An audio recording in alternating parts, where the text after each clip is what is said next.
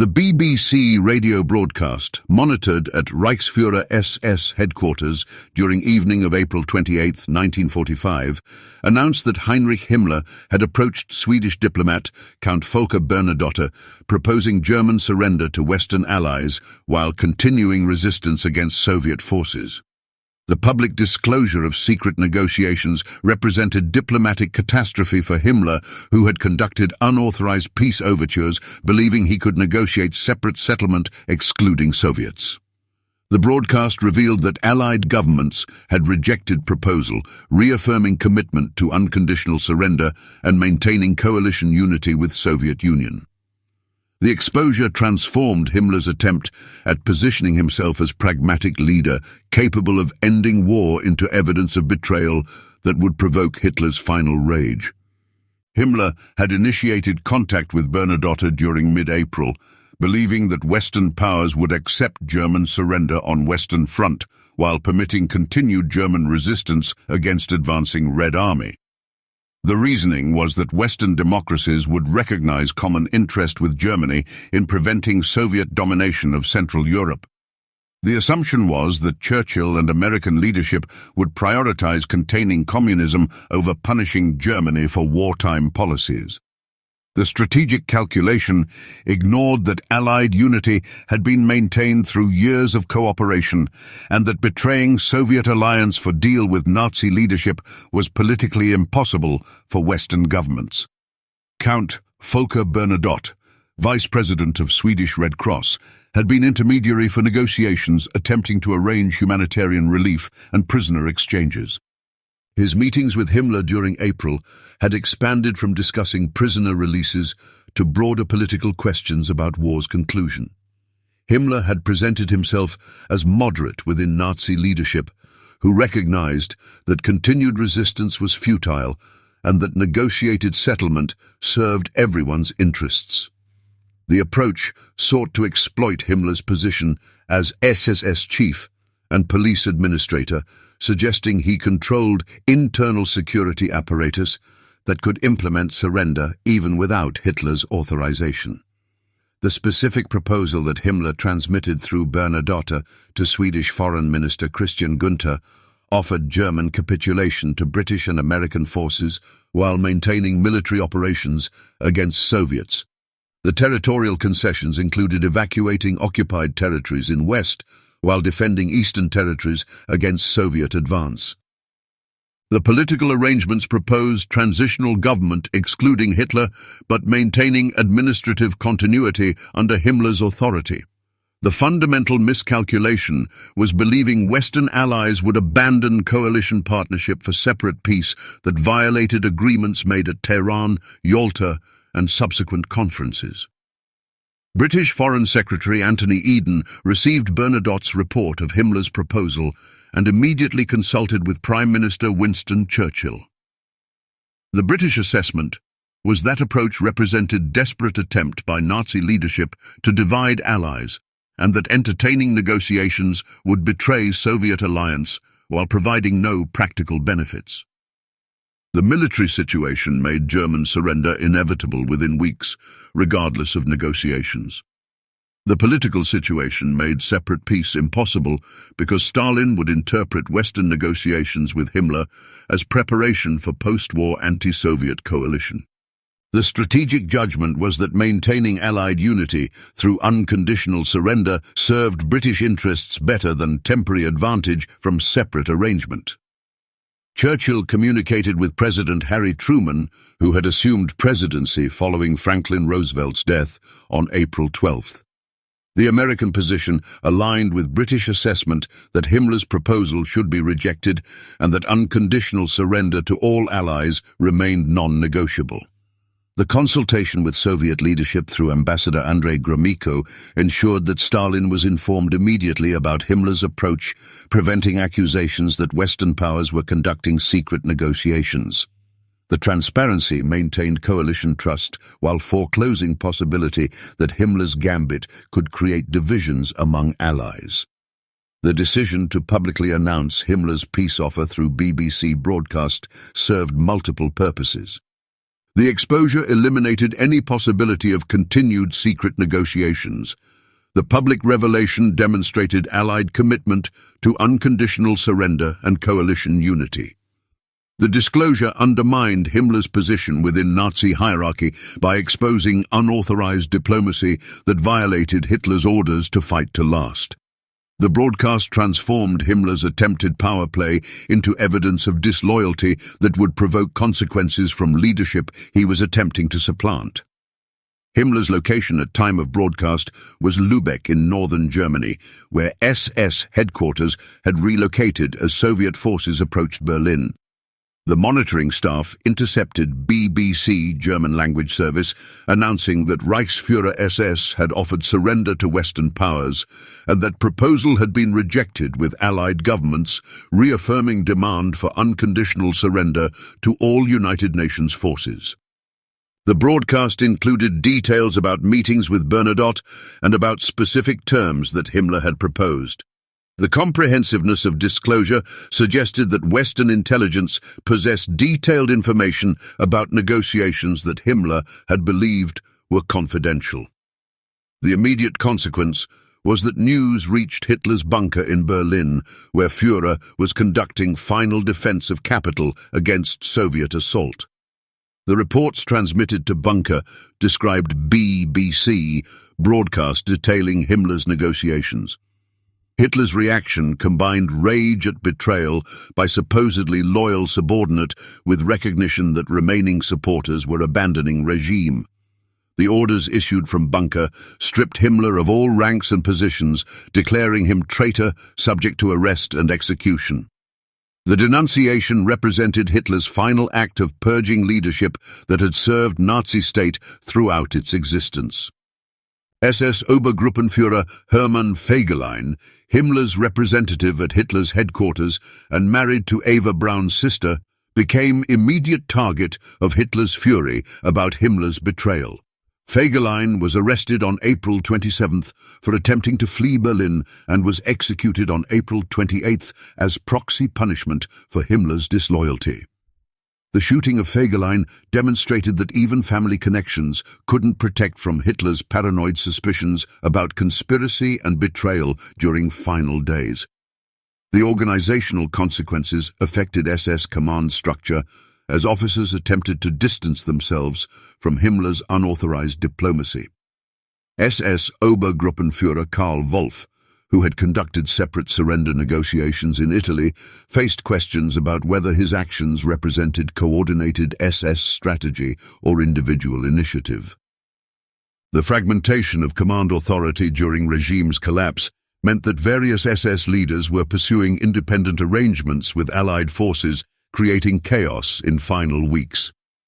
Walter Schellenberg, SS intelligence chief who had facilitated contact between Himmler and Bernadotte, recognized that exposure of negotiations endangered everyone involved in diplomatic initiatives.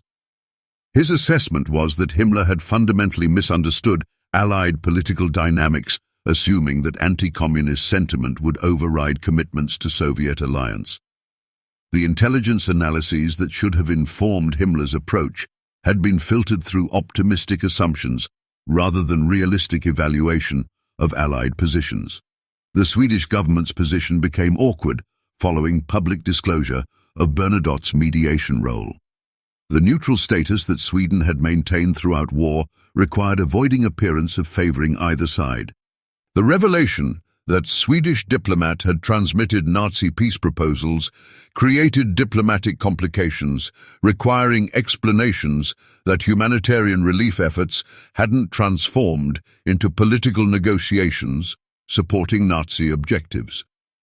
The Swedish Foreign Ministry issued statements emphasizing that Bernadotte's role had been humanitarian, and that conveying Himmler's proposal to allies didn't represent Swedish endorsement. Himmler's psychological state following BBC broadcast reflected recognition that political gambit had failed catastrophically. The attempt to position himself as moderate alternative to Hitler, who could negotiate acceptable peace, had been exposed as unauthorized betrayal, achieving nothing except Hitler's condemnation and Allied rejection. The SS apparatus that Himmler commanded remained operationally intact, but his authority was undermined by public denunciation from Hitler and by exposure of failed diplomacy. The remaining days of April found Himmler attempting to maintain control over SS units while avoiding arrest by either collapsing Nazi regime or advancing Allied forces. The broader implications involved confirming Allied determination to maintain coalition unity through Germany's final defeat. The Stalin's concerns about separate Western peace with Nazi leadership had been a substantial factor in Allied planning during war's final phase. The transparent handling of Himmler's proposal and immediate rejection demonstrated to Soviet leadership that Western governments wouldn't pursue separate arrangements. The diplomatic outcome reinforced alliance at a moment when post-war divisions were beginning to emerge regarding occupation zones and governance structures. The military situation made Himmler's proposal irrelevant, regardless of Allied response. German forces were collapsing on all fronts with Berlin surrounded and most remaining units lacking supplies or cohesion for continued resistance. The surrender offered by Himmler would have occurred within days through normal military processes without requiring political negotiations. The operational reality was that Wehrmacht commanders across Germany were independently arranging local surrenders as organized resistance became impossible. The concentration camp survivors being liberated by Allied advances represented context that made any negotiation with Himmler politically impossible beyond strategic calculations about Soviet alliance. The newsreels and photographs documenting conditions at Bergen-Belsen, Dachau, and other camps were reaching Western publics during same weeks that Himmler was proposing peace negotiations. The evidence of systematic murder implemented under Himmler's authority as concentration camp administrator made him war criminal rather than legitimate negotiating partner. The political climate in Allied nations wouldn't have tolerated government leaders conducting diplomatic arrangements with official responsible for genocide. When Himmler learned his peace offer to West was rejected through April 28th BBC broadcast, the recognition involved confronting multiple failures simultaneously. The diplomatic initiative had been exposed, rather than remaining confidential. The Allied response was absolute rejection, rather than tentative interest. The Nazi hierarchy response was denunciation as traitor, rather than acceptance of pragmatic realism. The strategic calculation about Western anti-communism overriding Soviet alliance had proven completely wrong. The attempt to preserve personal power through political maneuvering during regime collapse had achieved opposite effect by destroying remaining authority and legitimacy. The organizational dynamics within SS following broadcast revealed fragmentation as subordinate commanders questioned whether to follow Himmler's authority or act independently. Regional SS leaders faced choice between maintaining loyalty to discredited Reichsführer or pursuing separate accommodations with Allied forces. Command structure that had enforced Hitler's will through 12 years was dissolving as individuals prioritized survival over institutional loyalty. Intelligence assessments compiled by Allied services documented extent of German leadership's desperation. Multiple peace feelers through various channels revealed Nazi hierarchy recognized military defeat inevitable but disagreed about managing collapse. Conflicts between Hitler's orders fight to last and officials' attempts negotiate surrenders created chaos where some units continued suicidal resistance while others capitulated. Impact on concentration camp prisoners was that Himmler's failed negotiations influenced subsequent orders regarding evidence destruction and prisoner disposition. Concern about war crimes prosecution made preserving witnesses problematic for SS leadership attempting to negotiate with allies. Contradictory orders regarding whether evacuate camps eliminate prisoners or leave them for liberation reflected Himmler's uncertainty. The propaganda dimensions involved Nazi regime's final messages to German population and military. The Goebbels propaganda apparatus denounced Himmler as traitor, who had betrayed Führer and German people through unauthorized surrender negotiations. The broadcast served Hitler's need to explain defeat through betrayal narrative rather than acknowledging strategic failures. The scapegoating of Himmler provided explanation for collapse that preserved myth of German military superiority being undermined by internal enemies. The subsequent weeks found Himmler attempting to evade capture while regime dissolved completely. The arrest by British forces on May 23rd occurred when Himmler was travelling under false identity, attempting to escape Allied occupation zones. The suicide by cyanide capsule during interrogation represented final act by leader whose authority had depended on Nazi state apparatus that no longer existed. The death prevented trial that would have examined role in implementing Holocaust and other war crimes.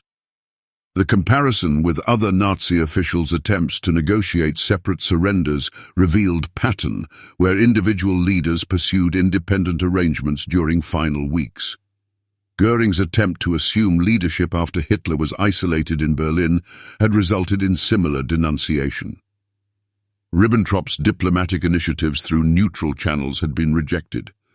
The common thread was that Nazi officials fundamentally misunderstood that Allied demands for unconditional surrender weren't negotiating positions, but rather firm commitments based on moral judgments about Nazi regime's criminal nature.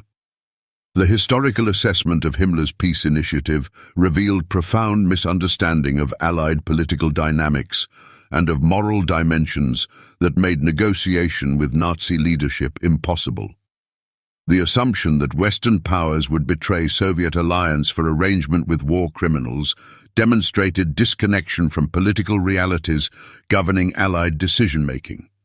The exposure of negotiations through public broadcast ensured that attempted betrayal of Hitler achieved nothing while confirming Allied unity at critical moment.